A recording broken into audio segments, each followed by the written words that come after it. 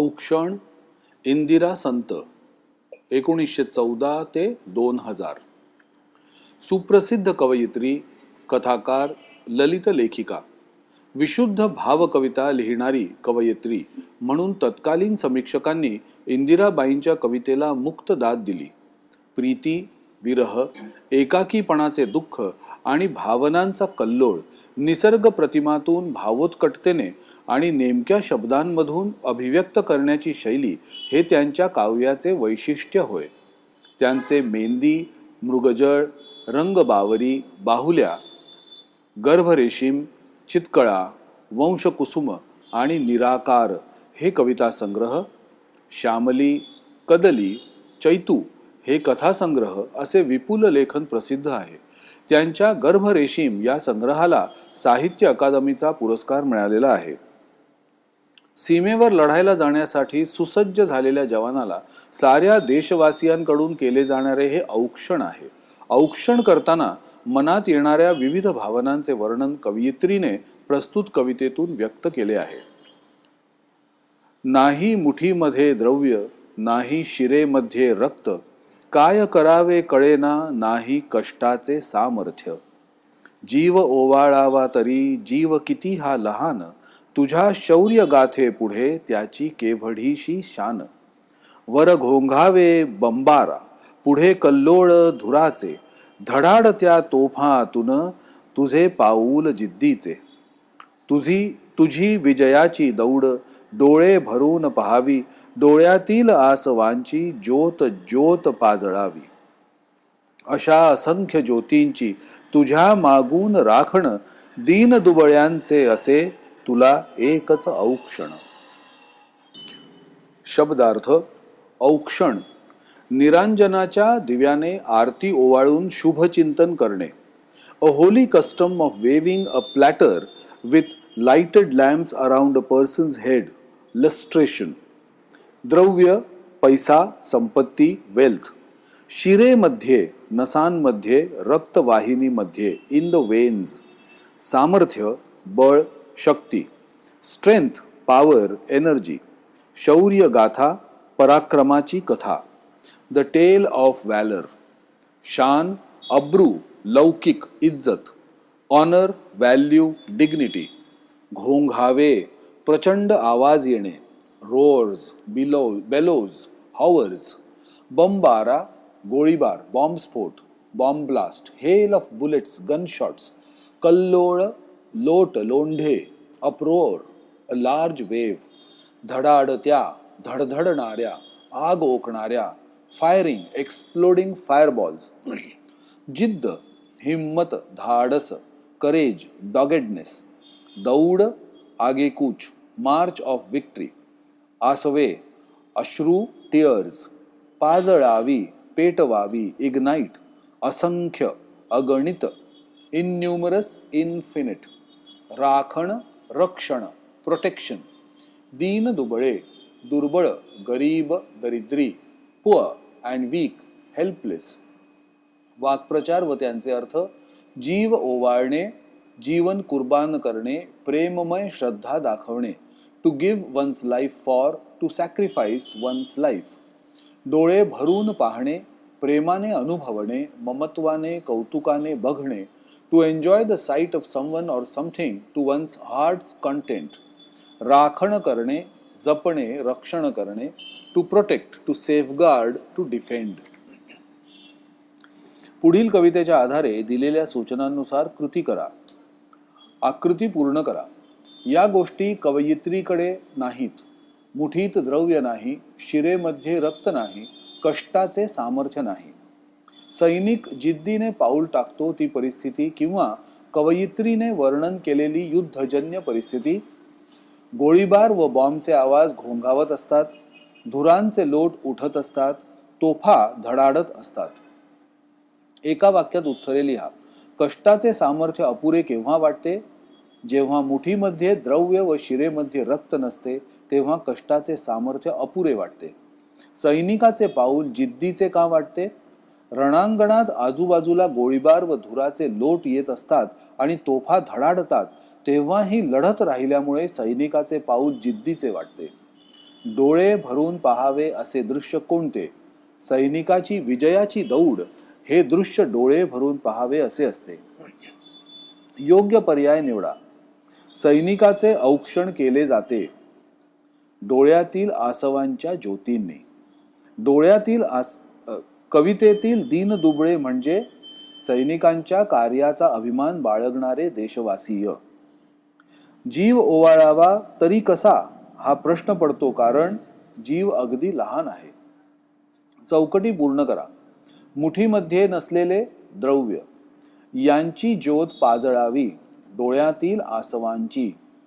डोळे भरून पाहावे असे दृश्य सैनिकाच्या विजयाची दौड.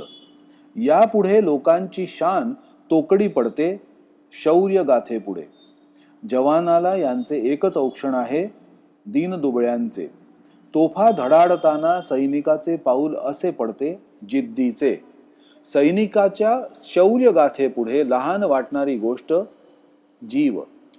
दीनदुबळ्यांकडे नसलेले सामर्थ्य कष्टाचे. कवितेतील शब्दांचे अर्थ: द्रव्य, पैसा, रक्त, रुधिर, जीव, प्राण, शौर्य, पराक्रम. तुझ्या शौर्य गाथेपुढे त्याची केवढीशी शान या ओळीतील विचार सौंदर्य स्पष्ट करा. सीमेवर लढायला जाणाऱ्या जवानाविषयी कृतज्ञता व्यक्त करताना कवयित्री इंदिरा संतांनी औक्षण या कवितेत सामान्य माणसाच्या मनातील भावना प्रत्ययकारी शब्दात मांडल्या आहेत. कवयित्री जनतेचे मनोगत व्यक्त करताना म्हणतात, हे सैनिका, तुझ्या गौरवासाठी, तुझ्यावर उधळण्यासाठी आमच्या मुठीत दौलत नाही. तुझ्या पराक्रमाला दाद देण्यासाठी तुझ्यावर आमचा जीव ओवाळून टाकावा असे वाटते, आणि जरी तो ओवाळून टाकला तरी आमचा जीव तुझ्या प्रचंड कर्तृत्वापुढे अगदीच लहान व क्षुल्लक आहे. तुझ्या शौर्याच्या कथेपुढे आमच्या जीवाचे मोल काहीच नाही. आमच्या जीवाची शान अगदीच मामुली आहे. जवानाच्या शौर्यगाथेची महती कवयित्रींनी यथोचित शब्दात मांडली आहे. अशा असंख्य ज्योतींची तुझ्या मागून राखण या ओळीतील भावार्थ स्पष्ट करा, किंवा डोळ्यातील आसवांची ज्योत ज्योत पाजळावी या ओळीतील आशय सौंदर्य स्पष्ट करा. औक्षण या कवितेमध्ये कवयित्री इंदिरा संत यांनी सीमेवर शत्रूशी लढायला जाणाऱ्या सैनिकाबद्दल आदरभाव व्यक्त करताना जनसामान्यांची कृतज्ञतेची भावना शब्दबद्ध केली आहे. कवयित्री म्हणतात, आमचे रक्षण करण्यासाठी तू स्वतःच्या प्राणाची बाजी लावतोस, तेव्हा भारतीय जनतेच्या डोळ्यात कृतज्ञतेचे अश्रू उभे राहतात. या असंख्य आसवांच्या ज्योतींनी आम्ही तुला ओवाळतो. या सामान्य माणसांच्या डोळ्यात तेवणाऱ्या ज्योतीच तुझी पाठराखण करणार आहेत, रक्षण करणार आहेत. तू सुखरूप माघारी यावे व चिरंजीवी व्हावे म्हणून दीनदुबळ्यांच्या आसवांच्या ज्योतींनी मंगलदीपाची आरती घेऊन तुला मनापासून ओवाळणार आहोत. जनसामान्यांच्या मनात जवानांबद्दल असलेली आत्मीयता व कृतज्ञता कवयित्रीने भावपूर्ण शब्दात मांडली आहे. सैनिक सीमेवर तैनात असतो म्हणून आपण सुरक्षित राहतो या विधानातील भाव स्पष्ट करा. सैनिक आपल्या देशाच्या सीमेवर अहोरात्र पहारा देतात. ते दिवस रात्र अथक देशसेवा करतात. भारतीय जनतेला सुखाने चार घास खाता यावेत व सुखाची झोप मिळावी या हेतूने सर्व जवान डोळ्यात तेल घालून जागृतपणे सीमेचे रक्षण करतात. त्यांच्या पराक्रमामुळे व शौर्यामुळे शत्रूची वाकडी नजर भारतीय भूमीवर पडत नाही असा भारतीय सेनेचा वचक आहे. प्रसंगी प्राणाची बाजी लावून सैनिक देशाचे रक्षण आत्मीयतेने करतात. भारतीय भूमीवर शत्रूचा हल्ला होणार नाही याची ते रात्रंदिन दक्षता घेतात. कधी काळी परचक्राचे आक्रमण झालेच तर धैर्याने शत्रूशी मुकाबला करतात. युद्धाची झळ ते भारतीयांना पोहोचू देत नाही. म्हणून सैनिकांच्या कर्तव्य तत्परतेमुळे आपण अत्यंत सुरक्षित राहतो हे विधान सार्थ आहे. कवितेच्या संदर्भात दीनदुबळे याचा कवयित्रीला अभिप्रेत असलेला अर्थ स्पष्ट करा. देशवासियांच्या सुरक्षिततेसाठी सैनिक सीमेवर जागरूक राहतो. प्रसंगी प्राणाची बाजी लावतो. सुसाट सुटणाऱ्या गोळीबारात, धुराच्या लोटात आणि अवतीभवती धडाडणाऱ्या तोफांची पर्वा न करता तो शत्रूशी निकराने लढतो. तो आपले कर्तव्य सचोटीने पार पाडतो. देशवासीय निश्चिंत मनाने 2 घास खातात, कारण सैनिक त्यांची राखण करतो. अशा सैनिकाला जनता काय उपहार देऊ शकते? ती फक्त त्याचे भले चिंतून त्याचे औक्षण करू शकते. त्याला चिरंजीवत्वाचा आशीर्वाद देऊ शकते. देशवासियांच्या हाती त्याला द्यायला धनदौलत नसते व तशी ऐपतही नसते. म्हणून कृतज्ञता व्यक्त करणाऱ्या भारतवासियांना कवयित्रीने दीनदुबळे म्हटले आहे.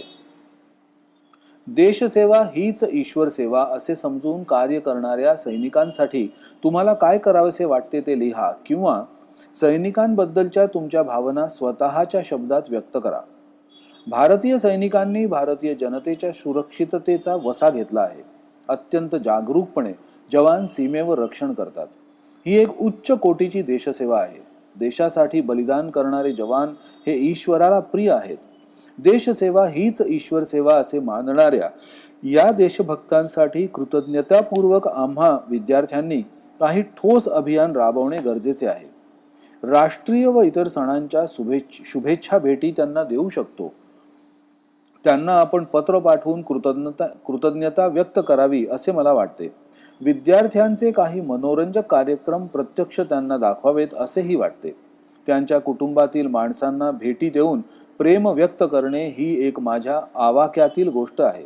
त्यांच्या शौर्याचा सत्कार सामाजिक संस्थांच्या पातळीवर घडवून आणावा असेही मला वाटते. शाळांमध्ये नवीन पिढीसमोर सैनिकांच्या मुलाखती आयोजित करता येतील. त्यामुळे आपल्या हातूनही थोडी देशसेवा घडेल. पुढील कवितेसंबंधी त्याखाली दिलेल्या मुद्द्यांच्या आधारे कृती सोडवा. कवितेचे नाव औक्षण. प्रस्तुत कवितेची कवयित्री इंदिरा संत. प्रस्तुत कवितेचा विषय देशाचे प्राणपणाने रक्षण करणाऱ्या सीमेवरील जवानाविषयी कृतज्ञता व्यक्त करणारी ही कविता आहे. प्रस्तुत कवितेतील ओळींचा सरळ अर्थ: अशा असंख्य ज्योतींची तुझ्या मागून राखण, दीनदुबळ्यांचे असे तुला एकच औक्षण.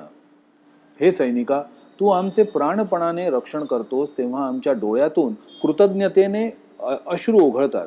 हे अश्रू म्हणजे असंख्य आसवांच्या ज्योती आहेत. या ज्योती तुझी पाठराखण करतील. आम्ही दीनदुबळी जनता तुझे या अश्रूंच्या ज्योतींनी औक्षण करतो, तुला जीवाभावाने ओवाळतो. प्रस्तुत कवितेतून मिळणारा संदेश: सैनिक आपल्या देशाच्या सीमेवर अहोरात्र पहारा देतात. कधी काळी परचक्राचे आक्रमण झालेच तर ते धैर्याने शत्रूशी मुकाबला करतात. ते चिरंजीवी व्हावे म्हणून जनता आसवांच्या ज्योतींनी त्यांना औक्षण करते. जवानांच्या शौर्यगाथेपुढे नतमस्तक होण्याची शिकवण ही कविता सहजपणे देते. कविता आवडण्याची वा न आवडण्याची कारणे: देशाच्या सीमेवर जागरूकपणे पहारा देणाऱ्या व प्रसंगी जीवाची बाजी लावणाऱ्या सैनिकांप्रती कृतज्ञता व्यक्त करणारी ही कविता आहे. सैनिक देशाची राखण करतो. अशा सैनिकाला जनता काय उपहार देऊ शकते? ती फक्त त्याचे भले चिंतून त्याचे औक्षण करू शकते. त्याला जीवित्वाचा आशीर्वाद देऊ शकते. हा विचार माझ्या मनाला भिडला आणि म्हणून मला ही कविता आवडली. प्रस्तुत कवितेतील शब्दांचे अर्थ लिहिणे: जिद्द, हिम्मत, राखण, रक्षण, औक्षण, ओवाळणी, दुबळे, अशक्त, कमजोर. पुढील ओळींचे रसग्रहण करा. अशा असंख्य ज्योतींची तुझ्या मागून राखण, दीनदुबळ्यांचे असे तुला एकच औक्षण. आशय सौंदर्य: देशाचे प्राणपणाने रक्षण करणाऱ्या सीमेवरील जवानाविषयी कृतज्ञता व्यक्त करणारी औक्षण ही कविता कवयित्री इंदिरा संत यांनी लिहिली आहे.